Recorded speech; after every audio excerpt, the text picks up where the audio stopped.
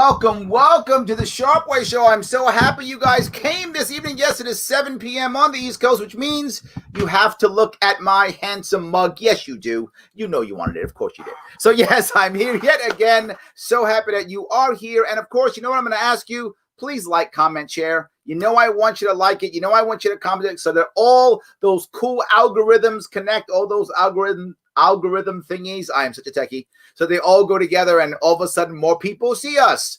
And if you like what you hear, you like what you see, do me a favor, support the show. Drop me big. If you're making those big dollars now, throw me $100 a month because you got the big dollars. Throw that money at me. If you don't, no worries. $10 is fine. No worries. If you can't do that, all good. You can support my sponsors, theadvocates.org.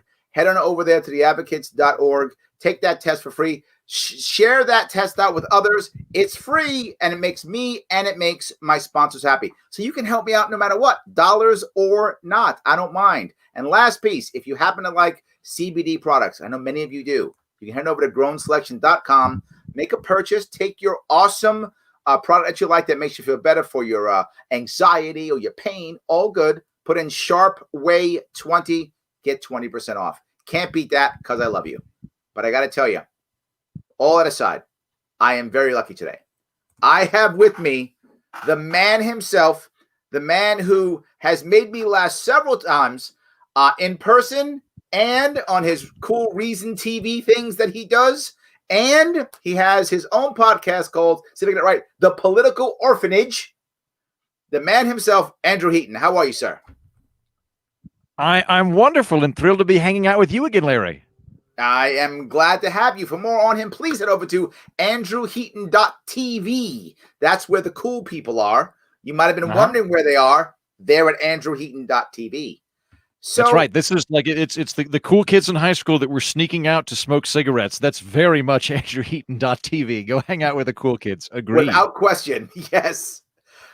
One of the reasons why I brought you on is you did a recent podcast on the political orphanage where you talked about violence. I mean, ostensibly you talked about groups like Antifa, Proud Boys, groups, Oath Keepers. Oath Keepers, yeah. But I feel like fascists, yes, fascists, anti-fascists, fascists, all that stuff. Yep. You did some history on like Spain, Italy and stuff. But at its core, it was really about violence because your first story you talk about was a bar fight. So it really was about violence. And incidentally, a libertarian that got punched in front of me in said bar fight. That's right. Yes. And you defended him. See how good you are? I did. I love that. So, and now we also learn how to get blood. By the way, if you want to know how to get blood out of a jacket, you can listen to that podcast. I kick it off by explaining how to get blood out of a trench coat. So it's a how-to on top of everything else. You see? So even if you don't care about violence, just want to have, better laundered clothing, listen. So why violence? Why'd you go down that road? Well, two reasons. So first of all, the show I host, The Political Orphanage, is for people that don't feel like they're really gung-ho about red team or blue team, and very likely have friends that they disagree with. They have Republican friends or Democrat friends or whatever, and don't view it as like an existential threat to their being if somebody disagrees with them. And so most of the people that listen to the program, many of whom disagree with me on a variety of things, which is fine. The kind of commonality is we're pluralists and we're all tolerant and we want to have solutions to problems as opposed to just driving home against the other team. It's the ultimate. Oh, sorry, it cut out for a second. Am I still coming through? You are, but you're a little bit choppy. Here, let's see. Just a little choppy. So I like what you're saying, right? I mean, you're saying that in the best case scenario, we should be able to simply look at an issue, disagree with the issue, but still be able to talk about it because we all want the issue solved. Versus, you don't agree with the way I see this issue, I've got to punch you. I think that's what you're saying. I mean, did I read you right? Right.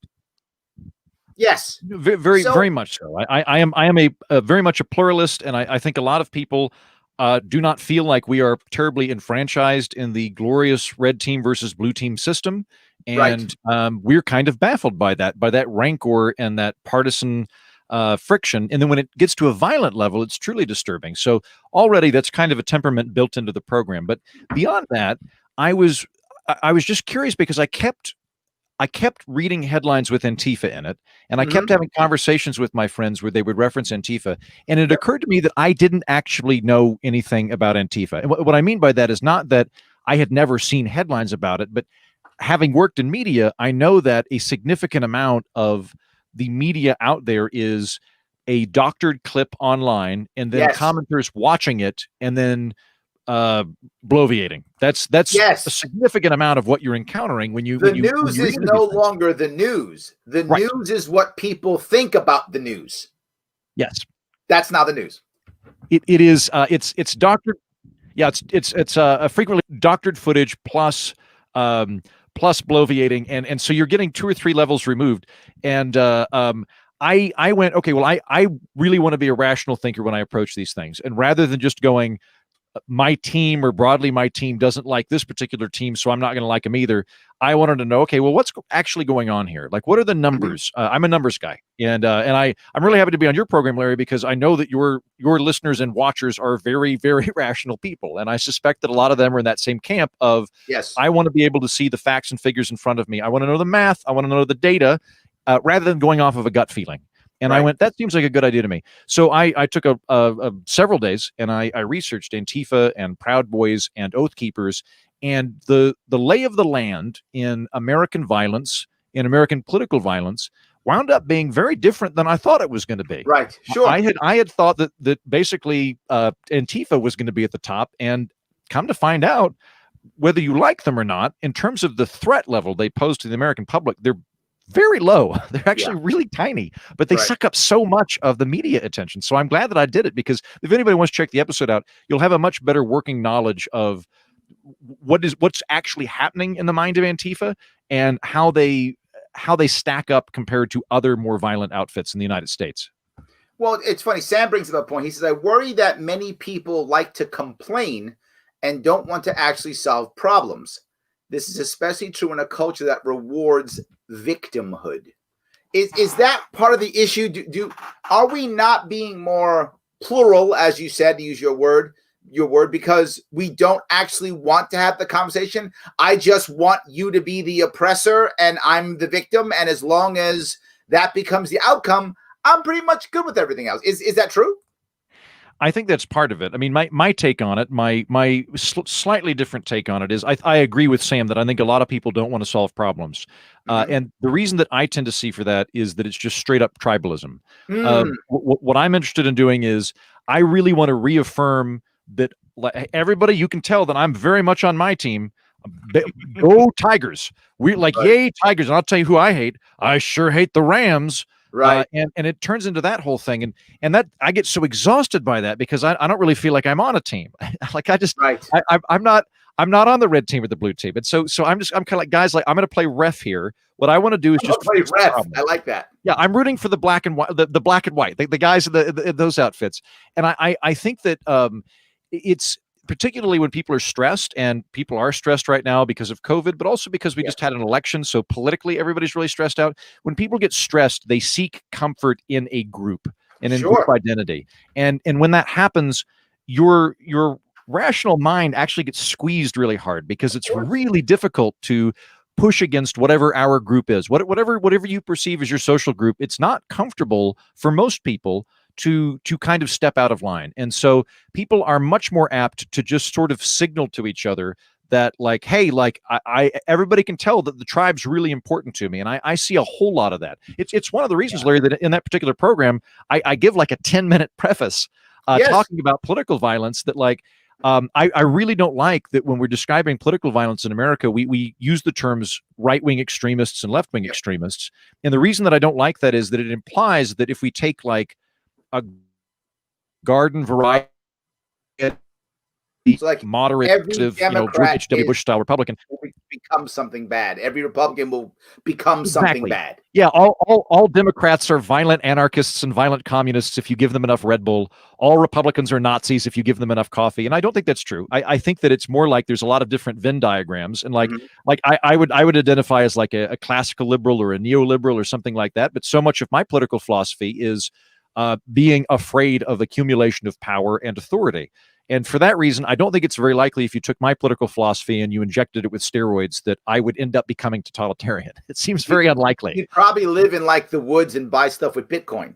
Exactly. Yes. I think if you were to take my thing to the ultimate extreme, it would probably be me living in a commune off the grid. There we or go. Something like that. It's so yeah. And I think that in that same capacity, I think that a lot of the political violence conversations end up getting avoided because if I'm phrasing it like, Larry, I saw some actual Nazis. We need to go deal with this. Can you come help me? You would, and you'd probably be far stronger and more manly than I am. But if in I'm theory, a very manly man, it's true. Yes. But if I went, Larry, some of your guys are Nazis, some of your guys, because your political philosophy is apparently a little bit Nazi-esque. I don't think that's very helpful. And it triggers all of those tribal instincts. And so I see so much of that. And I try to avoid those bear traps when I can, because I am more interested in solutions. But isn't there another side of this, right? Meaning that right now, particularly now, but I think it's been often, we as a group are more united by what we fear or hate than what we stand for. So I'm a Democrat or Republican far more because I hate the other guys, right, or afraid of the other guys, far more than because I actually agree with the issues, right? If you look at most people who voted, in the last election, many of them were afraid of socialism, so they voted for Trump. Some love Trump, but many voted for him because they were afraid of socialism. And then others voted against Trump because they were afraid of Trump. So people wind up voting because they hated the other, a lot of them, obviously all of them, much more than they actually loved Biden or loved Trump. I think you're absolutely right about that. And I think that there's a very deep evolutionary reason that happens, because that's not accidental. That is something that party leadership is very aware of and something that they are capitalizing on all of the time. If we're in our sort of, pristine savanna environment 300,000 years ago, and we're all living in the Serengeti, and we're just a small tribe, right? If we're meeting other people that we don't know and we're hanging out, it takes a long time to forge social bonds, and it takes a long time to forge we got to groom each other, we got to talk, we got to have dinner, all these different things.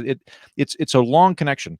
But if a tiger comes over the hill and we all see it instinctively, we know there is a deadly outside presence that's going to kill us. And on an evolutionary level, we all immediately go, okay, you and I are siblings. I 100% trust you. You 100%. Great. Let's get that happens. And it's built into us, which is when there is a deadly external presence, we're just going to unite and we're going to drop everything and be on the same team. You see it in the military all the time, right? When I joined the Marine Corps at 17 years old back in the 80s, for the first, I met people who I'd never met before. Like I met people from areas. I was a city boy, and I met people who like didn't wear shoes daily.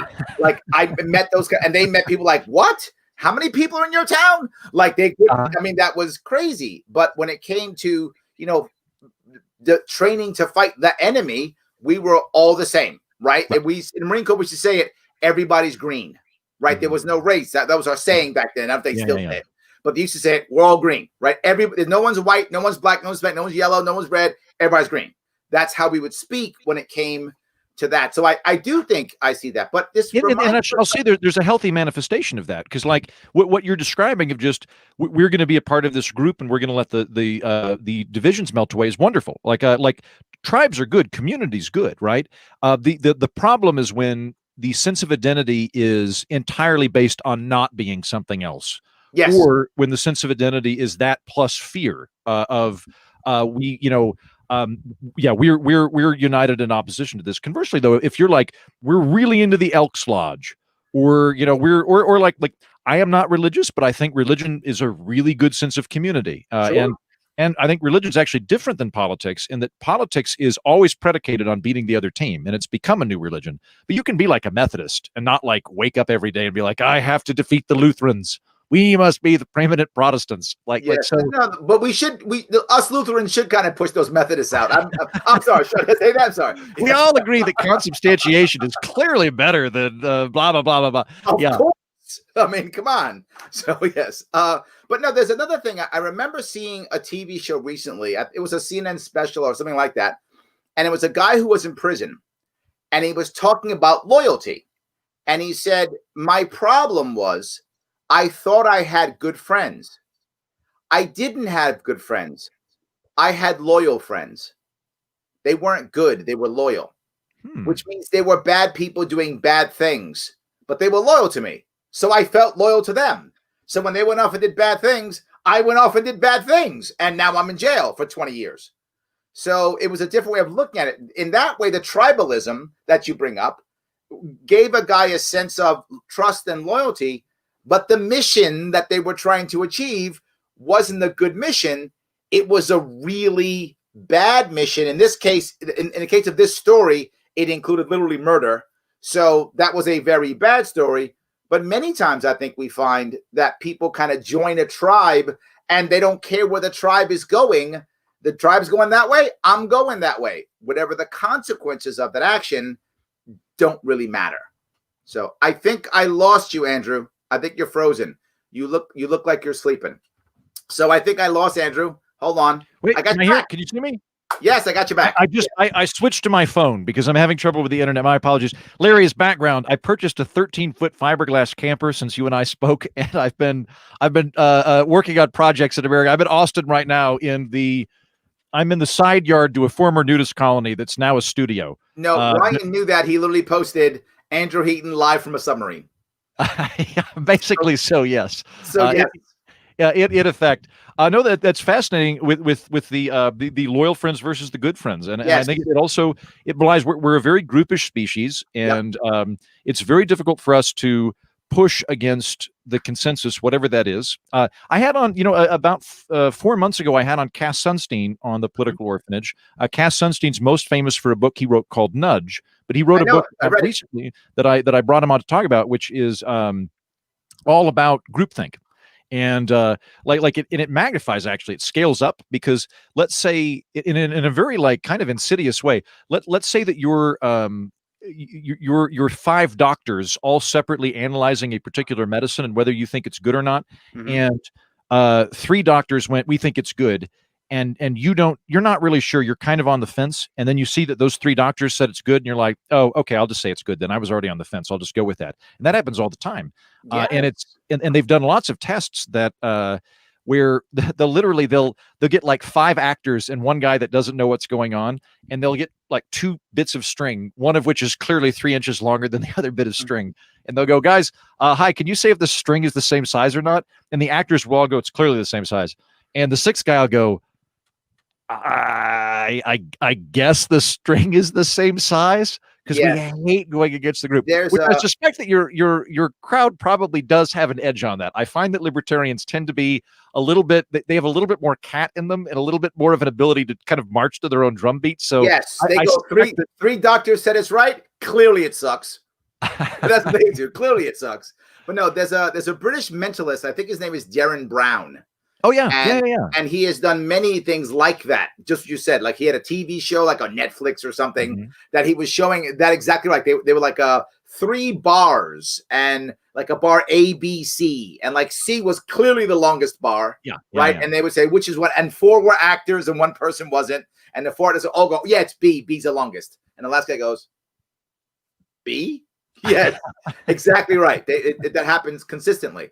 But I guess my point was that people don't always care where it is. And I want to bring this up because one of the things you said, which is what most people say, once people turn to violence, you said it on your podcast and most people say it. Then it goes to, well, the person is evil, or the person is unhinged, or the person's crazy. That's what's always said. And I will always push back on that because that's not true.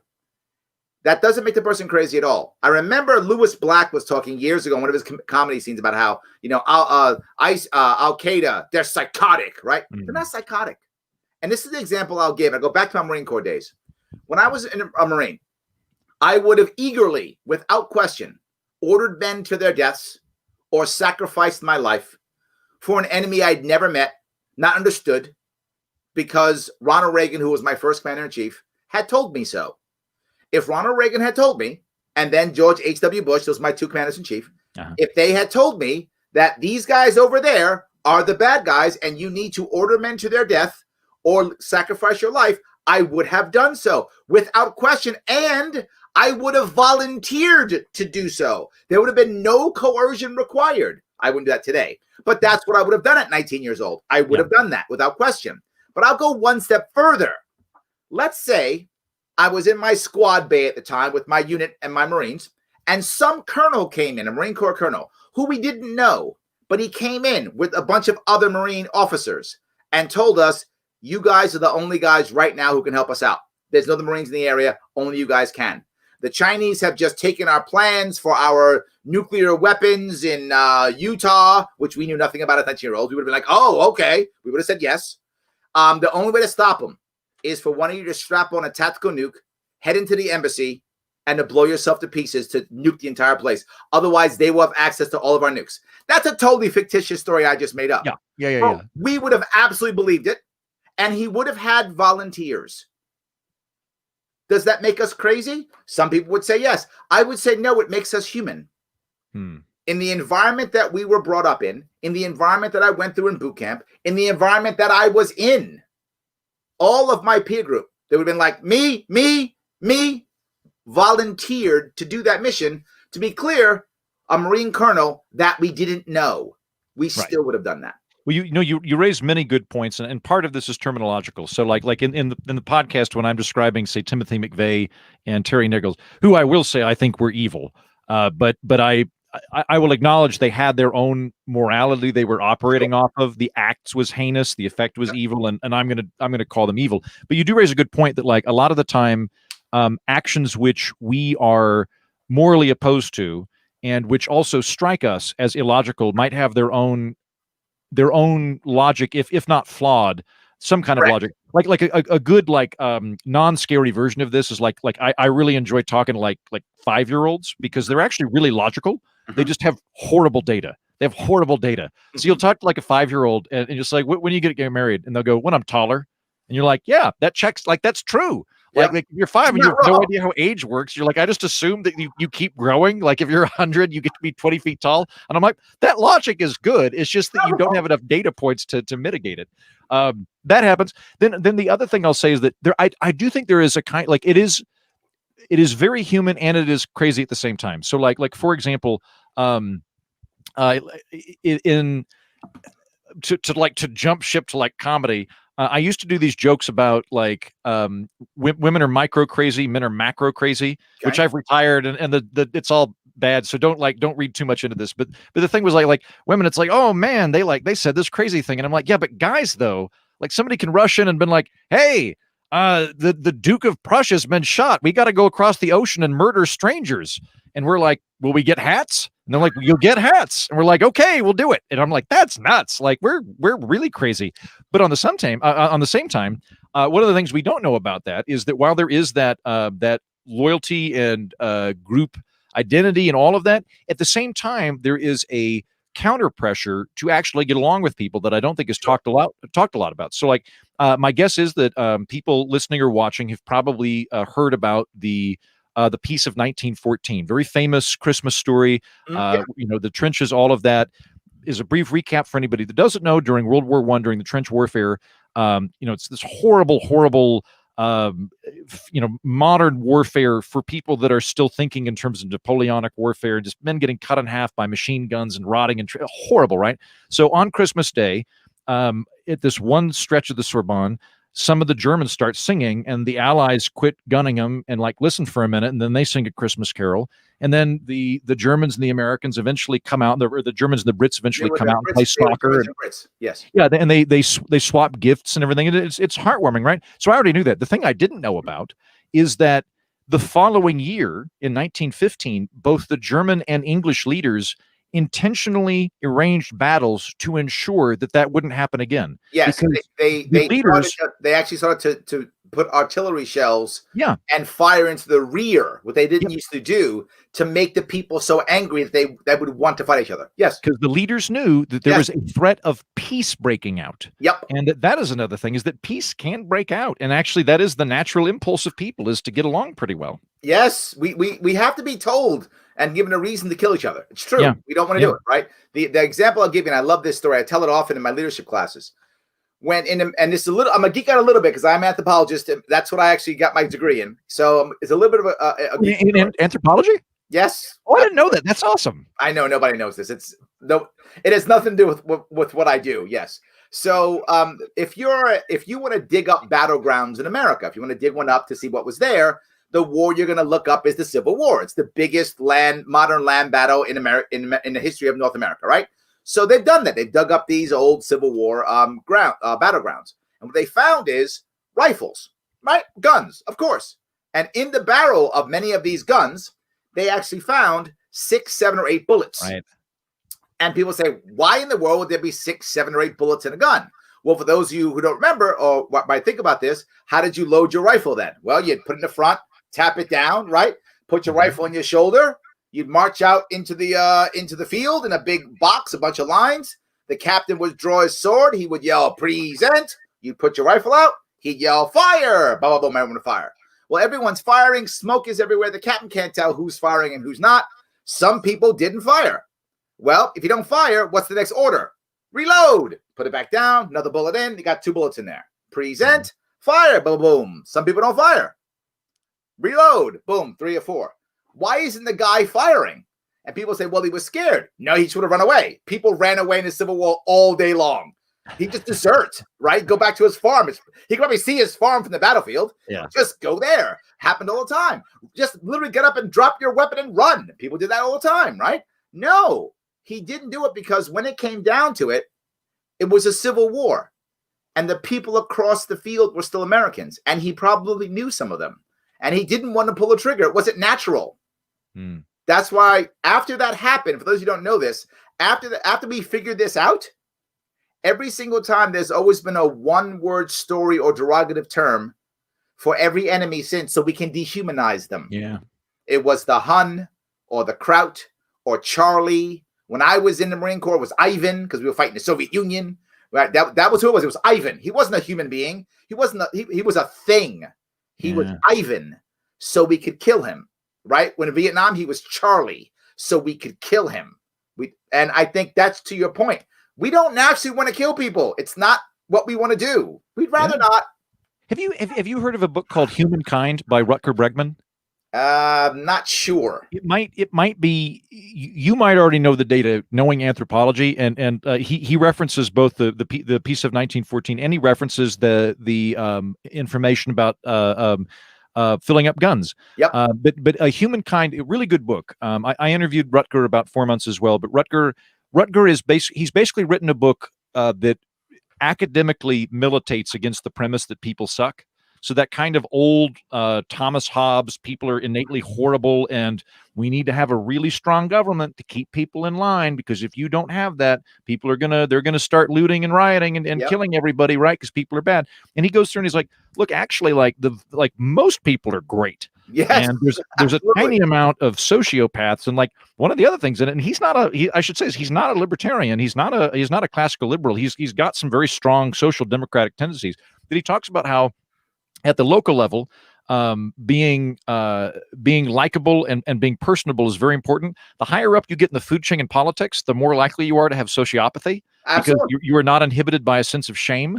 Absolutely. And but like most people, like they're fine. Like most people, you don't really have to worry about it. There are several books on psychopathy. One that's called the Sociopath Test. One's called the Sociopath Next Door. There's many of them. Give or take, there's about 2% of the population sociopathic, give or take. More men than women. And some people believe, they don't know this for sure, but it's because the women have two chromosomes and we only have the one. That's what some people think, but we don't. So if you've got a damaged XX chromosome, you've got another one to compensate if you're a lady. But if you're it's like colorblindness, basically. Correct. Same idea. Yeah. Yes. So that's what they believe. That's the belief now. But the reality of it is, it's not just nature; it's also nurture. If you raise a sociopath with love and affection, they will act with love and affection. They won't be violent. Because they'll do what around them, what they've been taught to do. But if you raise a sociopath with violence, it is literally a formula for prison. It's a formula for prison. About 20% of the prison population is sociopathic. And about 20% of the police force is sociopathic. Yes. In fact, the guy who found this information found out he was a sociopath and didn't know it. Oh, I think I've heard about this. Yeah, because he was a psychologist, and he was going through this test, going, "Wait a minute, this is me! Oh my I'm God, scoring pretty high on this." No, you can actually find out now with an fMRI. You can do a brain scan and know if you're a sociopath. It's not a test because smart sociopaths can break the test. Oh, right. Okay. Right? Yeah. I could break the test. I know what the test is. I can break the test. Right. But but fMRI scan, you can't. They show you pictures. And does your brain fire or not? It doesn't fire, you're a sociopath. Right. So like they have like images that either elicit sympathy or elicit empathy, not sympathy, or whatever, and you just you're flatline. They're like, yeah, that's it. Exactly right. So both of those things matter. So even the sociopaths aren't going to be violent if you don't show them violence. Even the sociopaths. So if you show them love and kindness, they'll act with love and kindness. That's what they'll do. If you don't show them that, they won't act that way. So literally psychopathy plus violence equals prison. It's math. Or death. I'm sorry. Prison or death. I should be clear on that. It equals one of those two. It's literally a formula. So well, anyway, so I want to lob a question at you. You having an anthropological background, which I did not know about. Yeah, but it's like 30 years ago. Give me a break. Well, all the same, though, you would have been given anthropological tools or anthropological paradigms that are not well known with the rest of the public. So in the same way that like you and I could very easily give people like an economics 101 of just like basic fallacies, right? Of like the broken window fallacy that if you break a bunch of windows in town, it's going to stimulate the economy because everybody will, the window business will get a bunch of money. And we would go, well, no, that's not how that works because that money just is not going to be spent on something else. It's going to be spent. So it doesn't do anything. Right. Are there any things like that anthropologically where there are certain precepts that just aren't really well distributed throughout the population that are like, oh no, that's actually, we all kind of know this, but it's just not well known. There's tons of them, but the one I'll bring up is the one that I just brought up now in a different way. All of the things that are hurting us right now in America socially, the people who did the drugs, the people who are committing suicide, the people who are failing, the kids who are shooting up schools, all those bad things. The thing that's killing us is lack of community, lack of purpose, and loneliness. I 100% agree with all of that, Larry. Everything else is just the side thing. That's what's killing us. If you get rid of those three things, there's no neo-Nazis. I'm not joking. There's no Antifa. There's no school shooters. Now, can you get rid of them all? Of course not. Can you create an environment to where there's a whole lot less of it? Yes, you can. That you can do. You can create an environment to where there's a whole lot less of it. And that's all I ever talk about. Life, liberty, pursuit of happiness. If you want a person to be happy, three things have to be true. 1, they have to feel respected. 2, they have to feel loved. And 3, they have to have purpose. If those three things are true, you are happy. Period. That's how humans work. If those three things are true, you're happy. If one of them is true, you have a chance of getting the other two. You can look for the other two. If 2 are true, you really can find the third one. If none are true, you are contemplating suicide. That's how it works. Yeah, I think you're absolutely right about that. To go back to evolution, we're designed to live in communities of 150 people or less. That's Dunbar's number. But that's like probably military companies are about 125. Right. And very quickly, Dunbar's number is 150. After Dunbar's number, when a group gets above 150, you need name tags. That's basically it. 150 is as many people as you can understand in a group as individuals at any given time. After that, it becomes more amorphous, right? Because we're not designed to live. We can live in a 330 million person country, and that's great, but that's not what we're evolutionary designed for. In the same way that we're not designed to eat like really high fatty foods coming out of vending machines, we're designed to eat like fruits and berries and that kind of thing. And as a part of that community where we are very much communal creatures, we are getting so much of our meaning and our life from that. And at some point in society, we decided, no, I think what I'll do is I'm going to live in a box by myself and watch Netflix. Yes. And everybody's got way nuts. better idea. That'll work. Yeah. That will work. And I think like one of the other big problems is I think that so many of the kind of civil intermediate institutions have declined over the last few years, where if we were to grow up in the 50s, there'd be a book club, a Rotary Club, an Elks Lodge, a church, all these different things. And they've really declined in membership over the years. It's because government has stepped in. Whenever you add government, you by default remove community. That's how that works. And because remember, government is always two things. It's a monopoly and it's a jobs program. It's always those two things. No matter what else it may be, it will always be those two things. Can you unpack that for me? Because I understand where you're going with, say, like with crowding, right? Of like pre-government people are more generous because they know that there's nobody else doing it. We just need to give more. So I understand that logic, that if you're going to increase the welfare state and taxes, that you're going to hurt charities.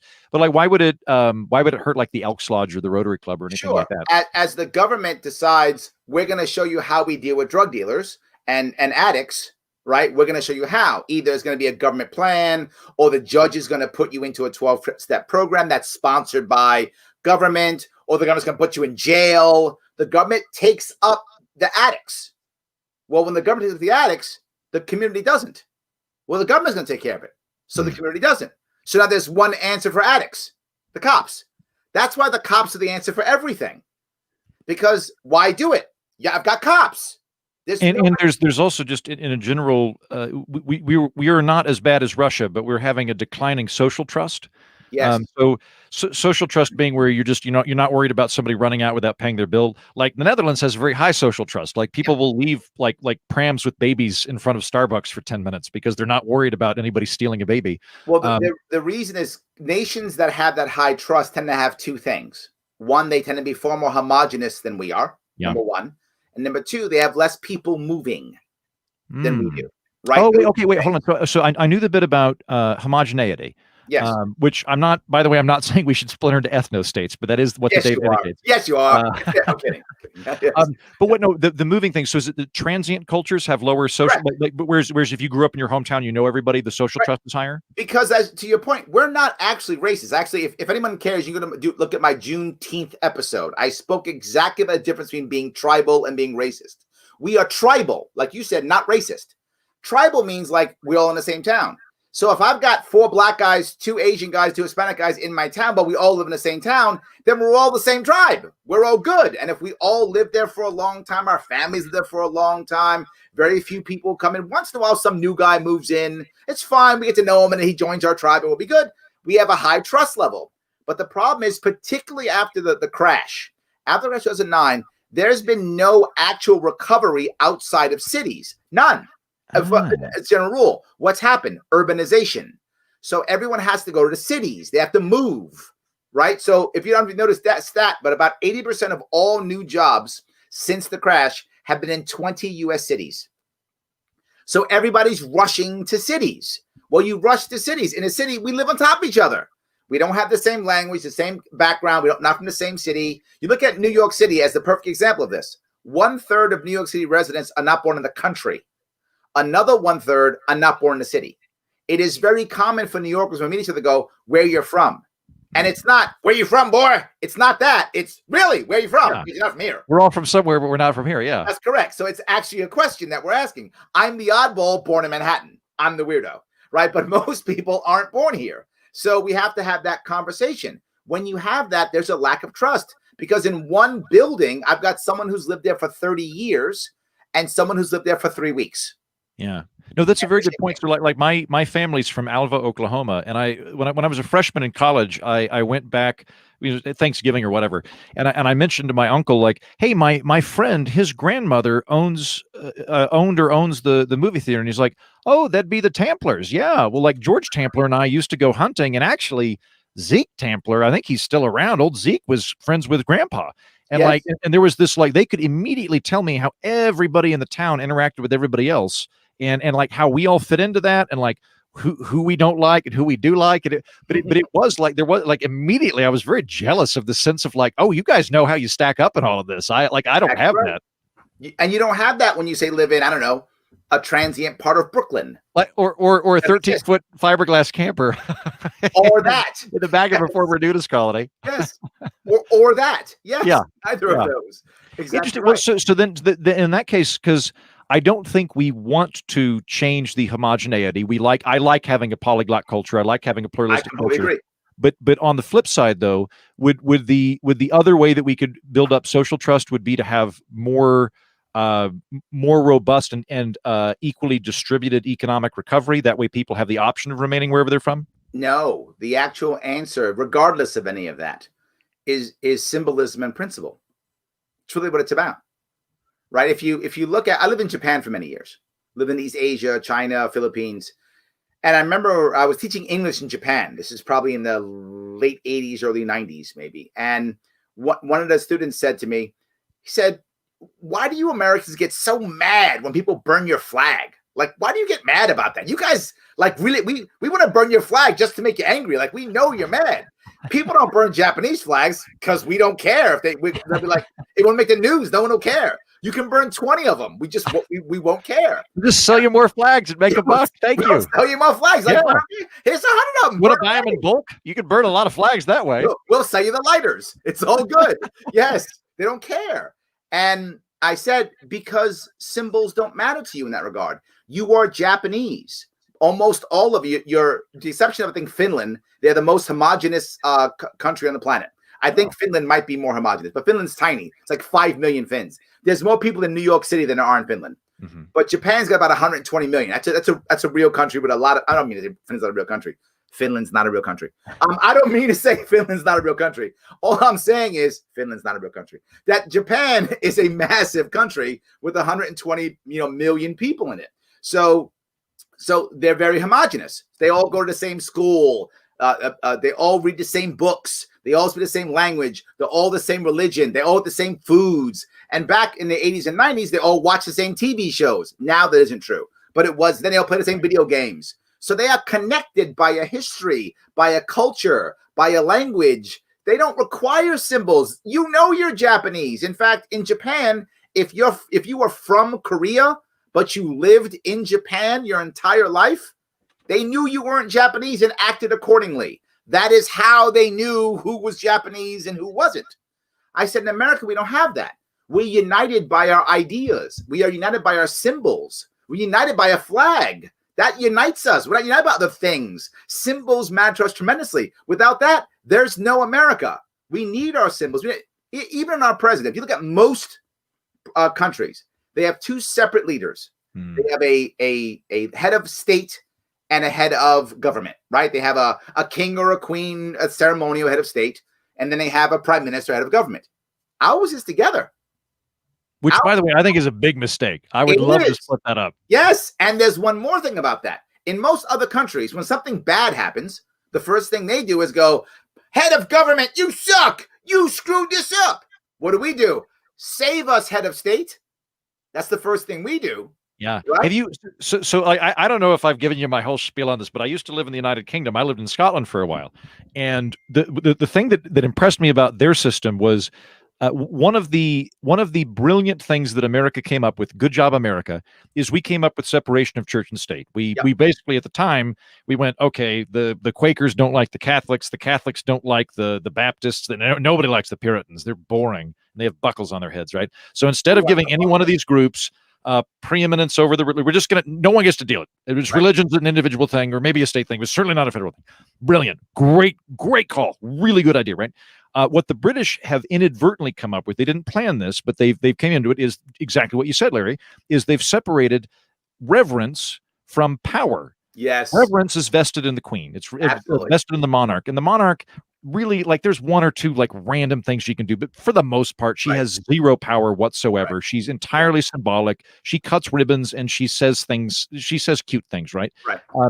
The powers invest into the prime minister, and you're completely right. Like when I lived in Edinburgh, the first time I lived in Edinburgh, Gordon Brown was prime minister. Now he's Labour, which is very popular in Scotland, and he's Scottish. And he's the prime minister.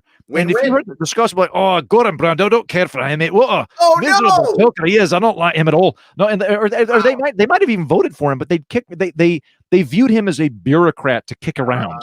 They didn't view him as the leader of the nation. They didn't view him as the father figure of the United Kingdom. They viewed him like the way I think most Americans would view like the head of the Postal Service, or like something like that, of like, yeah, he's like the top bureaucrat. But they all made fun of him, and I thought it was really healthy. And I think that it's a good idea for a culture.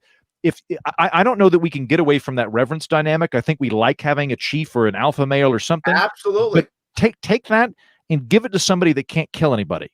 Give it to somebody that doesn't have the ability to take their money or send them off to die in war. Well, if I'm clear, first you're in your first off, you are in favor of an ethno state. Then second, you want to bring back the king. Yeah, and I want a hereditary dictator. That's exactly right. I want a hereditary dictator of an ethno state. Yes, 100%. Okay. Yes. As long as we're clear on where you stand, that's all. I don't want to. Yeah. Go ahead and call the Southern Poverty Law and let them know. Okay, I like that. It's good. But I'll go back down to the last piece that I brought up, which is the idea of community. Most of the bad things that are happening is because of lack of community. That's really the issue. Why does someone believe that the world is flat? Why does someone believe, two friends, one believes Trump is the evilest thing in the world, there is nothing worse than him, and the other one believes that Trump is the savior chosen by Jesus, right? Why does that happen? It's not because either of them has thought that through. None of those people in those three scenarios have actually thought it through. Each of them was connected through a community that said it was true. And they want to be part of community. And people say, well, no, that's kind of dumb, Larry. No, community is more important. Community is more important than anything. Let me be very clear. Community and purpose are more. Maslow's pyramid is completely upside down. It is wrong. We don't care about shelter and food. No, we will lose our lives. We will not eat. We will sit out in the cold and die for community and purpose. Community and purpose is the absolute top in humanity. Maslow thought it was, is the basis. Maslow said it was the top. First, you got to eat. No, you will not eat. You will die. You will kill your brother for community and purpose. It is number one for humans. Everything else is secondary, to include your own life. I think you're entirely right, Larry. I think that's something that's atrophied, and I'm really glad to hear you say that. And I know that this is something that you've been talking about, because we were hanging out in California here a few months ago, and you were saying very much the same things. Yep. And I'm glad you are, because I think that particularly for people that are libertarian or limited government or classical liberal, there's a tendency to take that political philosophy and project it onto everything else. Yeah. And view, well, everything should be individualistic and atomized. And no, what I would say is that decisions should rest with the individual. If you know who you're going to sleep with, what you're going to eat, that kind of thing, that's yours. You get to make that decision. But meaning is found in community. Yes. It doesn't mean that you have to. It doesn't mean you have to give up your decisions, but it does mean that all of that sense of purpose, all of that sense of belonging, that comes from the community. And I think a lot of the time we kind of conflate the two, where we're like, well, community is important, so community should just make all the decisions. And I'm like, no, I think the individuals are better for that. Absolutely. But on the flip side, you have people that are like, it's just, I'm going to alienation and be by myself and yay, individualism. And I'm like, well, no, you need to come hang out. My point is, I actually don't care if people voluntarily give up their rights. If you want your community to make decisions for you, I'm okay. Remember, in a plurality, a world, in a free society, we're free to not be free, right? If you don't want to, if you want to check yourself into rehab, you've literally detained yourself. If you want to join the Marine Corps, I gave up my rights for 4 years. I had no freedom of speech. I was in the Marine Corps for 7 years. I had no freedom of speech for 7 years, but I voluntarily gave up my rights. I didn't have freedom of movement. They told me where to go, and I had to be where they told me to be. But I chose that, and I'm totally fine with that. I have no problem with people choosing to surrender their rights when they want to, as long as they can then say, okay, now I'm done. Right? Yeah, and I feel the same way on a kind of municipal or civic level. So you mentioned Finland here a minute ago. There's more people in New York City than in Finland. Um, I haven't quite mulled on this yet. Actually, if you have any book recommendations for this would be great. But I don't know about the internal structural dynamics that alter when you scale up, but I think that they're probably there. So Yeah. in the same way that we're not debating about the size of a door. Doors are usually 8 feet tall and 4 feet wide. We're not experimenting with door sizes. I think governments might operate the same way. And so, like, I went to New Hampshire to cover the primaries back in February, and I was talking to these two guys in Exeter who are local Democrats that are the alderman, or I don't remember what the terminology was, but like the city manager and the mayor equivalent, right? And they were talking about like the kind of stuff they do, and they were like, well, the state government doesn't really have any power. Like we give, I think they give their legislators $100 a year or something like that. Yeah. And they have like 80 because they have really, like yeah, travel. It's basically gas money. Yep. And they're like, what we do is we just, like the town of Exeter, once a year we have a meeting where everybody shows up and we debate whether or not we need a new fire truck or we need to repave the roads. And then we get that all banged out and anybody in the town can talk about it. And then a month later, we come back and we debate whether we're going to pay for it or not. And I just lit up. I was like, this sounds great. And I have to say, I would feel so much more comfortable with taxes and spending if that were the system that I were enfranchised in. Because if that were the case, I could go grab Bert and be like, Bert, you're screwing up the road. Like, look at this. This is horrible. You need to use this kind of asphalt, but I can't do that if I'm having to go to Washington, right? That's and true. So like, yes. so like for a lot of like actually like a fun guy to talk to if you don't know him. Do you know Howie Hawkins, who was the Green Party I've had president? him on my show twice. Yeah, I really like Howie. We are both former Marines. Mm-hmm. We are both pacifist Marines. Uh-huh. Absolutely, I had him on my show more than once. And he, by the way, as a socialist, is super pro 2A. Oh, really? I did not know that. Interesting. So he's hardcore socialist, like the people should be armed socialist. Interesting. I did not know that. But I was going to say where we had some overlap is he's for, what does he call? I think he calls it like either socialist libertarianism or something, but basically like very, very devolved socialism. And I was like, so if I'm in one of your little socialist towns and I don't like it, can I just go to another town? And he's like, yeah. And I was like, then I'm fine. Yeah. Like, when I actually make it socialist as you want. That's great. And he was talking about how he actually wants, I think, in his perfect imaginary world that would be awesome. Like in his world that he could make would be total direct democracy. Like everyone in the town can vote on anything for everything. Everyone gets a vote for everything. And if you don't care, don't show up. You care, show up and vote. Like everyone votes for everything. That's kind of what he wants. But that goes back to 150 people in the town. Yeah. Right. New York City, that's going to be tough. Like, where are you going to get 8.5 million people in a room? You know, kind of tough. But I think that's where he's kind of going. Yeah. Yeah, and I think that would generally work better. Like I think that with the increased polarization we're having in the country, and the the increasing fault lines between red states and blue states, what we've been doing is maintaining a power dynamic where either red team gets to sit on the Iron Throne or blue team gets to sit on the Iron Throne. And I'm looking at like something like healthcare, for example. I think that's just going to be a football going back and forth because unless there's a ratchet effect, which is basically what the Democrats are hoping, is that once Obamacare is enshrined, no one will actually want to get rid of it. So that could be one thing. It could be that we just kind of gradually become European. But I don't think so. I think that the Republicans 4 years later will come in and swipe it away. And I'm like, well, a way to kind of handle that would be devolving a lot of that power to the state level and going, if Texas wants to try free market medicine, great. And if Vermont wants to model itself after Finland and it pulls it off, terrific, go for it. No, I think there's some truth to that, but the country has been turning left heavily because of urbanization. That's what's been the trend. So my assumption is that trend will either slow or stop or even reverse because of COVID. The government response to COVID has basically made many cities now irrelevant, business-wise. Right, particularly New York City. I live in New York City, so it's big to me. New York City is going to go below 7 million and never recover up, go back 7 million again. There's literally no need to be in the city anymore. The glory that was New York City, the reason to be in New York City was 20 million people in the metro area. That was the reason. It was a massive talent pool, a customer pool, particularly female talent. I mean, if you wanted female talent, you just couldn't beat New York City. I mean, there were tons of beautiful, amazing, great talent all throughout New York City. I have just great stuff. But now they found out you don't have to live in New York City anymore, because now they forced us to do this like this. So now we found ways of doing that. The wealthy who have multiple homes, one in Manhattan and then one someplace else, one in Florida, one on Long Island, one Jersey Shore. They're not coming back. I know. They're my coach. They're the people I coach. They're my clients. They've literally told me, I'm not coming back. They're not coming back. Now, why aren't they coming back? Well, the businesses are like, I don't mind, because now I don't have to pay you so much.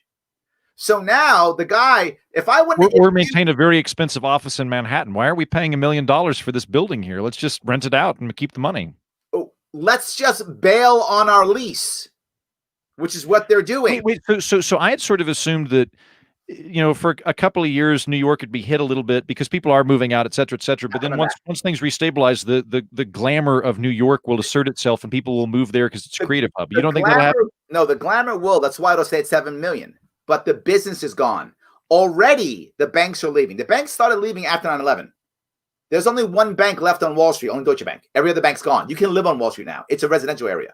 It's called FIDI, which is the financial district. But in New York City, we have to call it cool things like Soho and FIDI. You're very busy. You're very busy. No one has time to say all of the financial district. I can't say that. FIDI. I just saved like a third of a second. Anyway, so that's already happening. The New York Stock Exchange is considering packing up and leaving. Yep, they're considering going it's the Texas. Goldman Sachs considering going to Florida.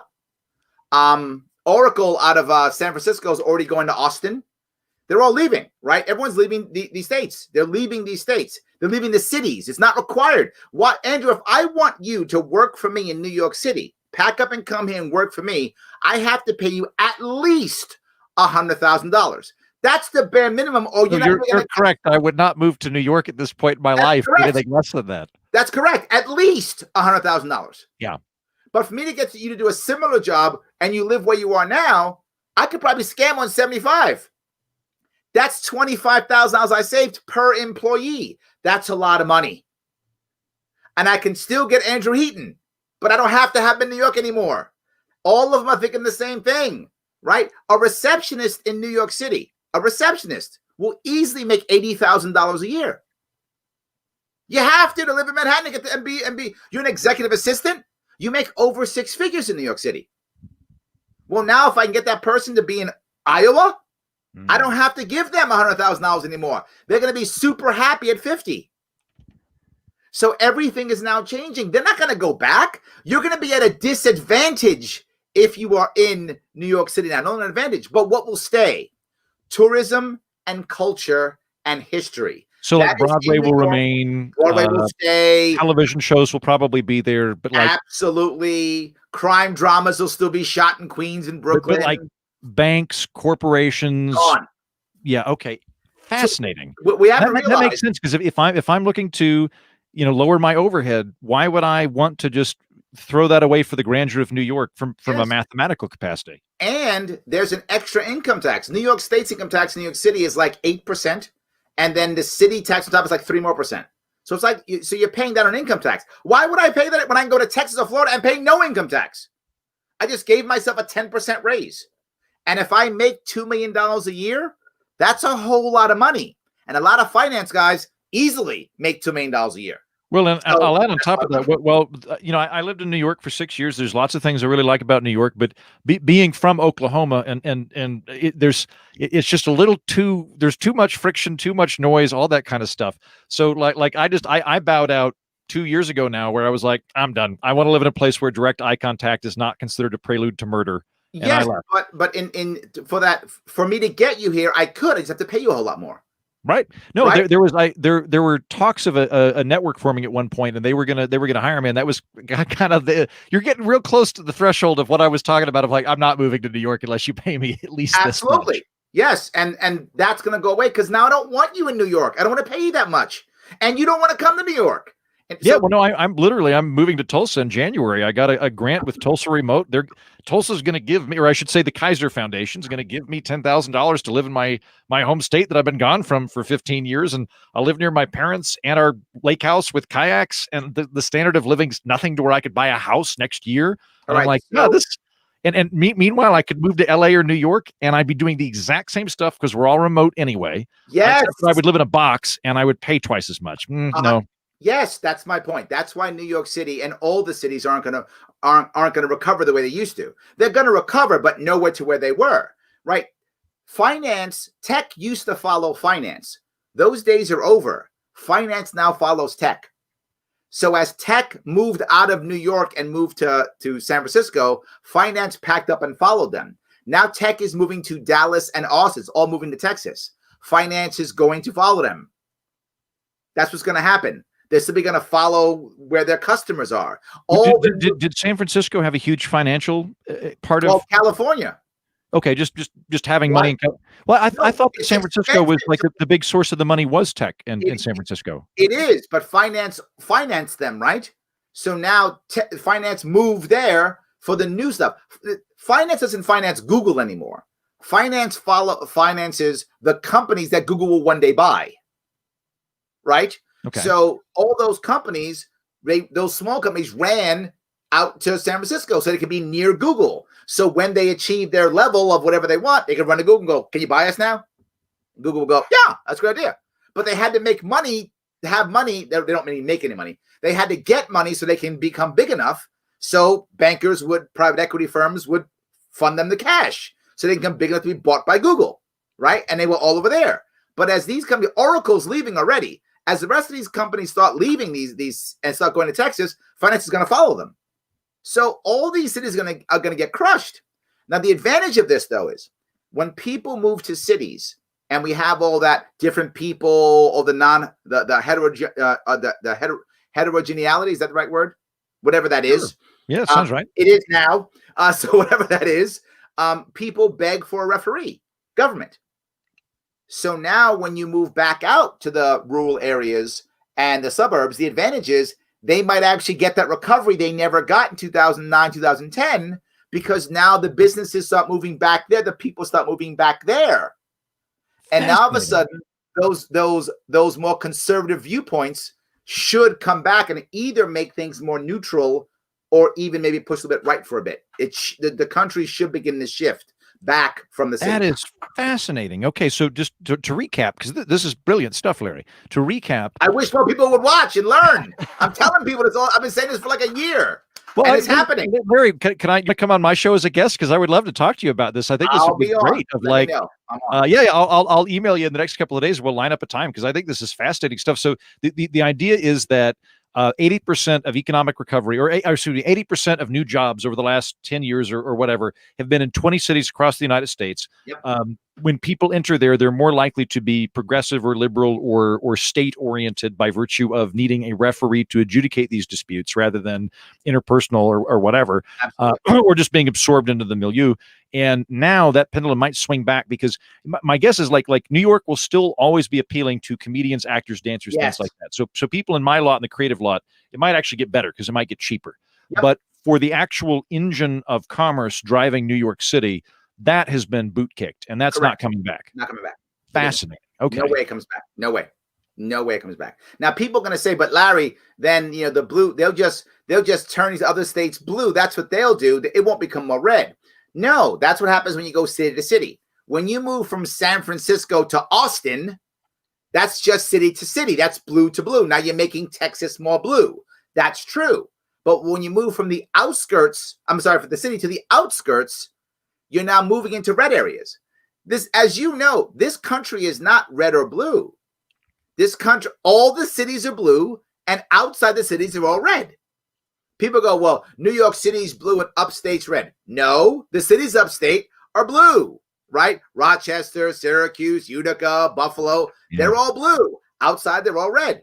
Yeah, in Texas, Dallas, Austin, San Antonio, Houston are all blue. They're all blue. Absolutely, right? Birmingham, right? In Alabama, blue. No, Birmingham's Alabama, Mississippi. I forgot which Birmingham, one. Alabama. You're right. Alabama. I thought I was right. Yes. So yeah, I mean it's blue, right? But outside it's red, of course. So when people move to the outskirts, they tend to become more red. That's what they do. So I think that's going to be happening. So let me grab a couple if I can. I have a bunch of things I want to pick up here. And Julian now is your friend. He likes you. He's going to check you out.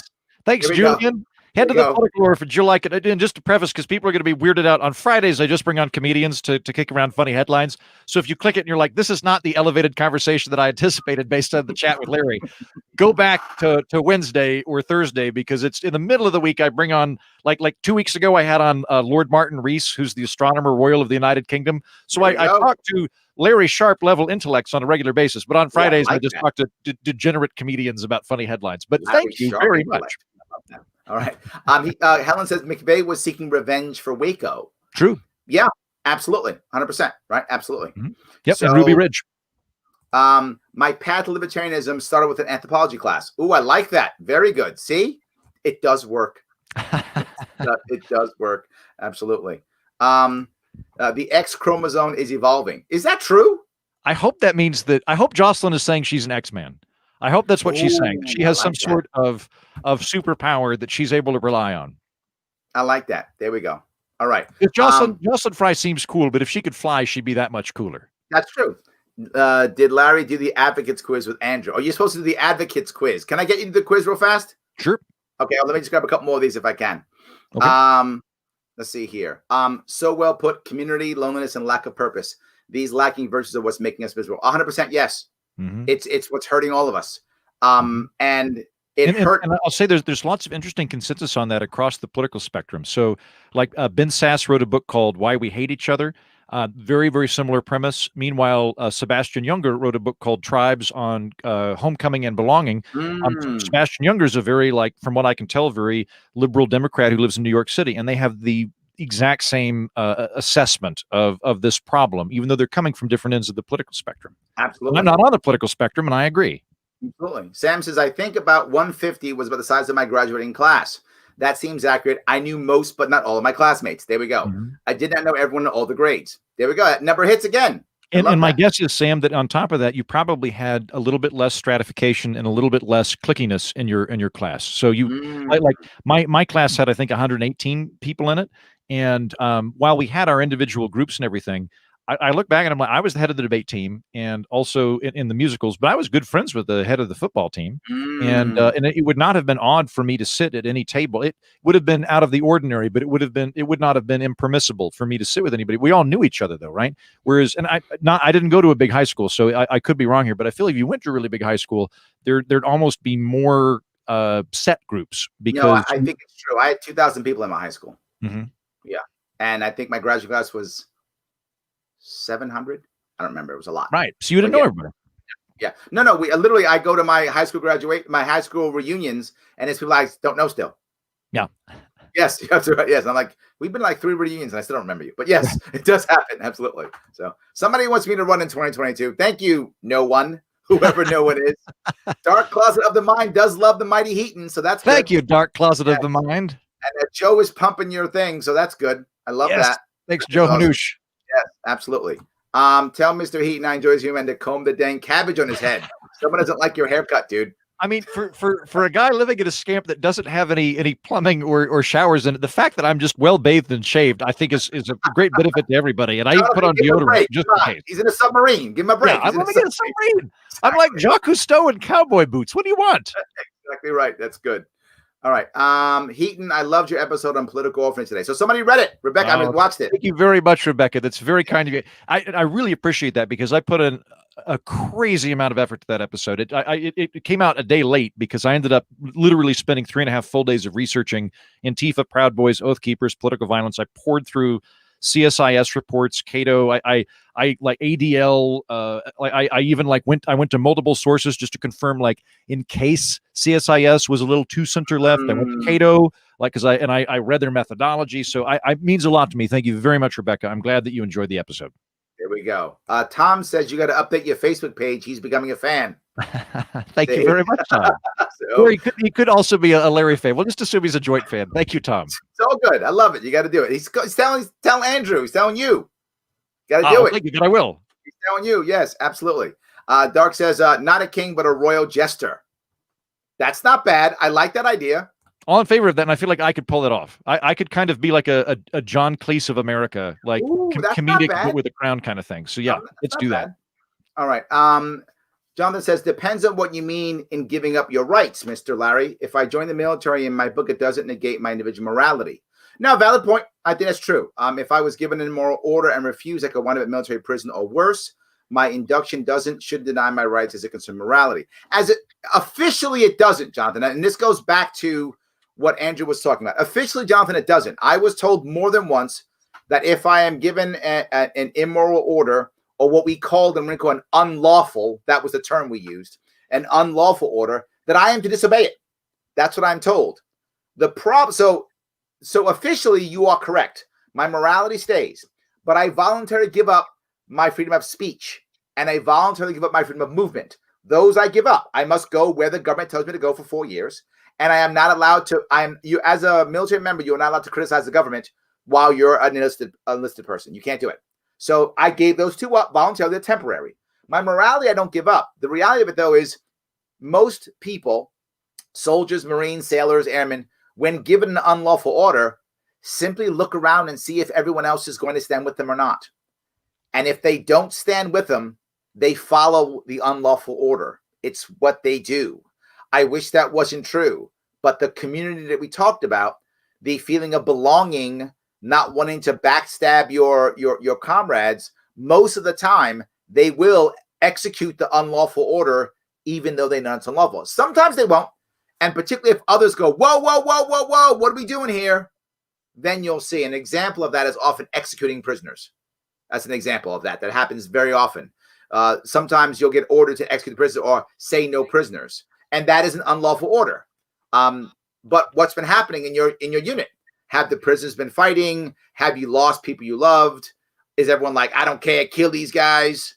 That is how people tend to react when it comes to the military. So, all right. Somebody, let's see if I got a couple more. Sharpe 2024. You got to make sure you add the E at the end of Sharpe. I don't know who this other Sharpe guy is. I'm kidding. I'm kidding. I'm kidding. Absolutely, yes. Yeah. All right. Let me do it if I can. Let me see. Oh, hold on. Well, I missed the tourist in New York City. That's my point. People do love New York for that. Oh, yeah. There's a great place. Larry, have you ever been to Marie's Crisis? I don't think so. Do you like Broadway musicals? I do. Okay, good. Well, next time I'm in New York and there's not a pandemic going on, I will take you to Marie's Crisis. It is a Broadway musical show tunes bar. So it's okay. like it's a weird historical thing. It's also where Thomas Paine wrote Common Sense. Like it was like historically he wrote that there, but it's a piano bar. It used to be a gay bar. Me and the other straights have infiltrated it because we like song. But now it's a piano bar, and everybody, it's packed. Like 50 people are all just singing My Fair Lady at the top of their lungs. It's wonderful. I miss it so much, but it can't be done. I mean, there's no way to do it safely. It's already a fire trap.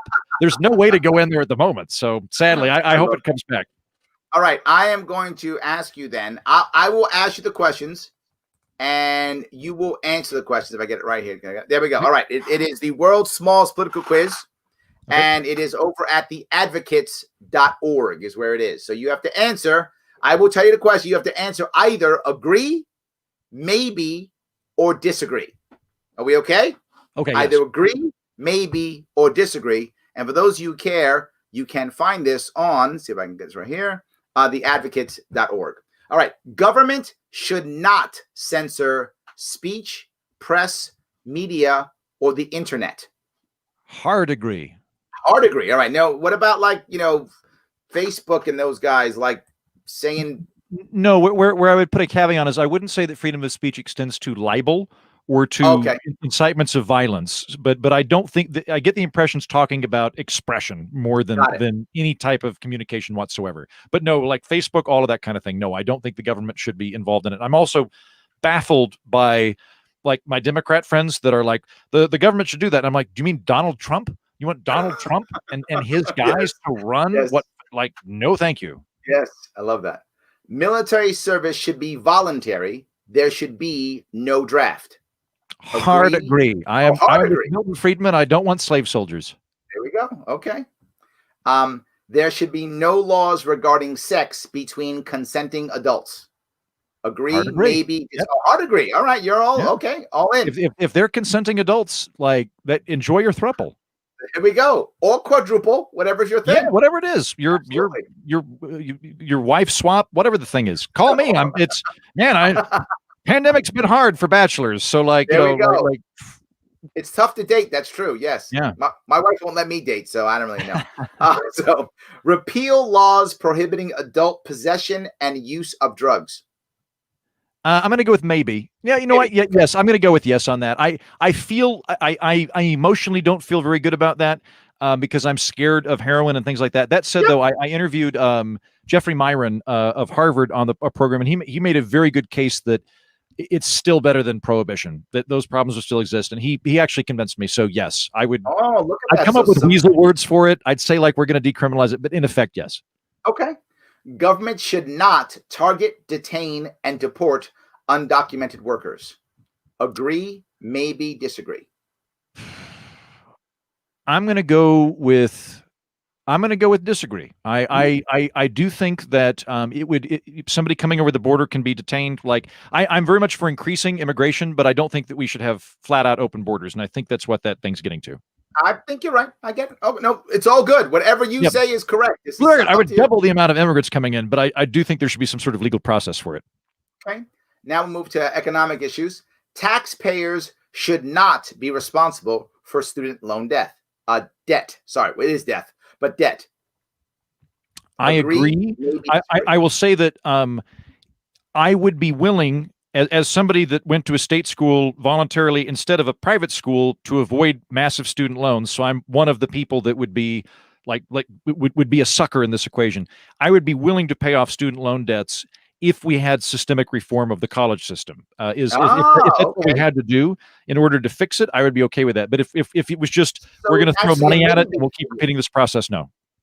So I feel like that's a maybe for you. Yeah, do maybe. I'm going to say like no. I don't think that it's morally responsible for it, but it could be leveraged to fix this system. Okay. Government should not be responsible for providing health care. I'm going to go with disagree. I think that there are, I want the government involved in vaccines, things like that. I think there are roles for the government, and I think there should be some kind of social safety net, and I would include various aspects of medicine in that. Okay. Let people control their own retirement, privatize Social Security. Agree. Yeah, I'm for that. I'll add to that I think while that is heralded as a great system in many ways, et cetera, there's a lot of people that they don't think about that end up getting screwed by it. Yes. I'm a middle-class white guy. I didn't start contributing to Social Security till I was 22 in any meaningful capacity. And I will also be able to retire at 65. Somebody that's working class that starts working at 17 and is going to die at 65 never gets to get any of that money back, and they don't get to leave it to anybody. And so I would definitely give people the option to privatize. Okay. Replace government welfare with private charity. Maybe. Okay. My preference would be that we have very robust private charity, and we have something that's very individually oriented, like UBI, in place of the alphabet system. So I would want both, but I would prefer to prune back all of the labyrinthine, alphabet agencies and things like that. I remember when Judge Jim Gray was running, he had brought up the concept of the negative income tax. Yeah. Which I'm not a big fan of the UBIs in general. What I will say though is the negative income tax is the least bad of all the schemes. Good, of all the schemes, negative income tax is the least bad, without question. If I gotta go UBI, and I have a feeling after COVID that we're gonna wind up going that route. I hope it's a negative income tax route if we go there. Well, and I'll say that I do not have a problem with the government having a redistributed capacity to provide a social safety net, but I want that to go to individuals rather than bureaucrats that the individuals have to go to. I would rather empower people directly than empower an agency who's smarter than them, allegedly. I absolutely agree. In fact, my whole plan on paying for the COVID response issue was basically give money directly to the people instead of you going to it, or just give it direct to the banks. Actually, I was like, give direct to the banks. Just forgive debt and just give money to the bank. Oh, I see what you're saying. Yeah, just give it to the bank. Just pay the banks off to stop calling people to pay. I'm sure that would be very popular. Yes, just do that. So, all right, cut taxes and government spending by 50% or more. I'm gonna go with maybe. That's a pretty Eventually, yes. Eventually, yes. But if you were to do it like next year, it'd cause a lot of problems. Okay, no worries. Do you self-identify as libertarian, progressive, moderate, conservative, authoritarian, or none of the above, or unsure? Moderate. I would say I'm a moderate who leans libertarian. Okay. Let's see if the test agrees with you. Yes, you are on the cusp. You are a moderate. You are on the cusp of libertarian and progressive, according to this. That's okay. you. No, that honestly, that makes sense because this is my thing. I think I'm actually like a old school European classical liberal, where I'm very opposed to the regulatory state. I'm a big regulatory hawk. I'm prudent on spending, but I'm okay with the social safety net. And that actually sounds like your test has pretty well pegged me on that. Yes, the test is accurate. The funny thing is, most people think this is a libertarian leaning test. It actually isn't. About 35%, 40% of people who take this come out moderate. Yeah. Yeah, no, that doesn't surprise me too. Because like there are a lot of like, I mean, you think about the range of classical liberal or libertarian. While I have many friends who are anarcho-capitalists, that is not the median position. And so Right. like the extreme Sharia capitalist end of the spectrum of, the PTA is a form of like that's tyranny. Never. That's rarer. Never. A lot of people are like, well, I'm okay with an army. I just want it, a quarter of the size and not killing anybody in the Middle East and that kind of thing. So that doesn't surprise me. There we go. So actually, we had someone who wants to know. Rebecca wants to know where this place is in New York you're talking about. Okay. So Rebecca, while it's probably closed right now, it's called Marie's Crisis, Marie, Marie's Crisis. It is my favorite place in New York City. I go there every time I'm there. I used to go there every week, every couple of weeks. Wonderful. They have a pianist, and they'll do My Fair Lady, Oklahoma, Cabaret, Les Mis, Suddenly Seymour from Little Shop of Horrors. They've got like a whole range of it. And I have to stress this, it's not a person playing piano and we're all at the bar talking and drinking. The whole bar is singing. It is inappropriate for you to be talking. Like, you can go, if you're at the bar, you can talk and drink. If you're at the piano, shut up and sing. And people will glare at you if you're not doing that. And like, I love it. There we go. So looks like Lupe would like a list of some books we mentioned at the episode afterwards. Maybe it's at a book club. Do you want to email me a list of books? I'll put them in the I'll list them. Sure. Yeah, I'll do that. Awesome. Good. Well, for those of you who actually care about business, I do have a book list for business purposes, by the way. For those of you who are starting businesses, doing something new, head over to my LinkedIn profile, Larry Sharpe. It's on LinkedIn. And then click on the articles and look for what you should be reading. There's a 15 book list there for those of you on entrepreneurship, selling, and starting your career. Hopefully that will be helpful for you guys. For this, the one I brought up was The Sociopath Next Door and The Sociopath Test. Those two are interesting for understanding psychopathy.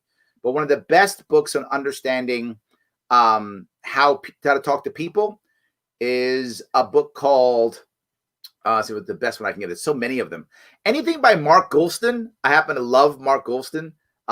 He's a guy who I've had on the show before. He wrote a book, Talking to Crazy, which is a great book on how to talk to people. He also wrote a book, which I love, called Just Listen, that really helps you understanding how to talk to people. Seth Godin wrote a very small book called Tribes.